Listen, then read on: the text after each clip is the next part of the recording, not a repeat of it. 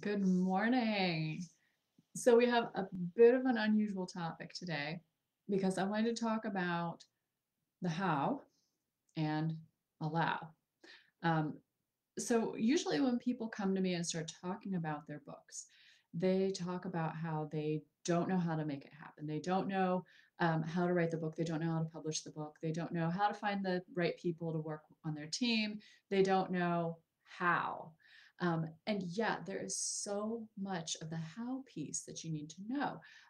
Obviously, you need to know how to get your story out there. You need to know how to write your book.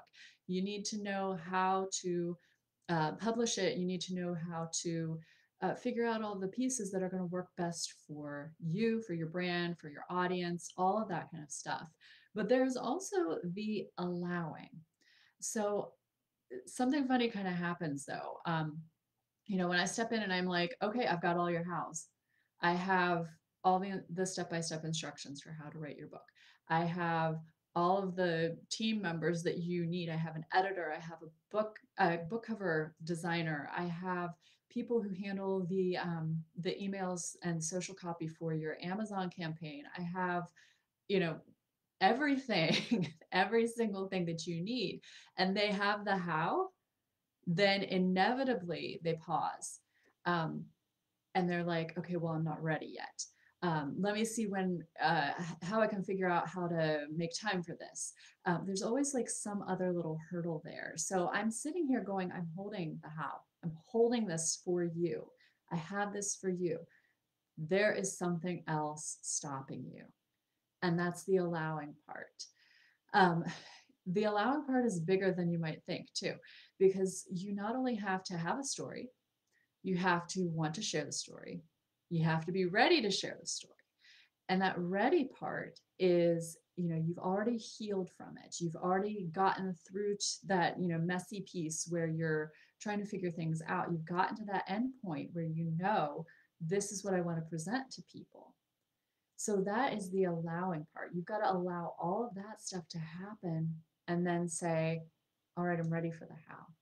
So what I inevitably find is that the allowing part isn't happening first. You have this desire, you have this drive to write the book. And, when people meet me, they're like, all right, here it is. Here's the how. Here it is. We're ready to go. And then that stopping point, the allowing.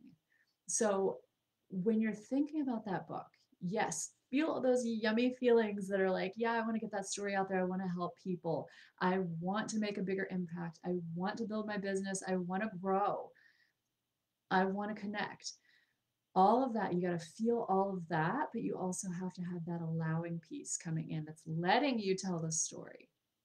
Because if you keep telling yourself, oh, I'll do it when I have time, I'll do it when my kids go to college, I'll do it XYZ, then you're not allowing it.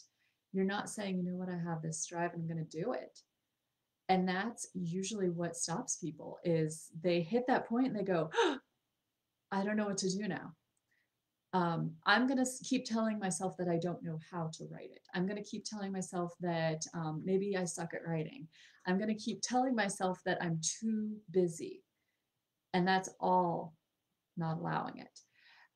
So, whenever you do feel that drive, ask yourself, what's it going to feel like to get to the other end of this book? Because, yeah, it's a lot and it's a big process, but it can only take 6 months.